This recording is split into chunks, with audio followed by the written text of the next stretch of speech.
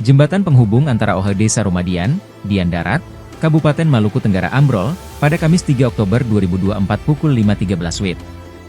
Akibatnya, warga belasan desa yang kerap menggunakan jembatan penghubung tersebut terpaksa memutar jalan sejauh 17 km karena akses jembatan ditutup. Salah satu warga asal Oha Waptoti Hanotu Bubun, Kecamatan Kei Kecil Barat mengatakan jembatan yang ambrol ini menghubungkan 3 ohau di Kecamatan Hoat Sorbay dan belasan ohau di Kecamatan Kei Kecil Barat. Jembatan itu juga menjadi jalur alternatif paling dekat bagi masyarakat Kecamatan Kei Kecil Barat menuju ke ibu kota Kabupaten Langgur. Menurutnya, jembatan ini pernah ambrol di tahun 2019 kemudian ambrol lagi di 2024 hanya dalam kurun waktu 5 tahun rusak terus. Ini jembatan politik. Pantauan tribunambon.com, jalan menuju jembatan terlihat ditutup menggunakan palang bambu. Sedangkan beberapa warga yang hendak menyeberang nampak bingung dengan kondisi jembatan dan terpaksa memilih menggunakan jalan alternatif bandara. Ada korban tuh.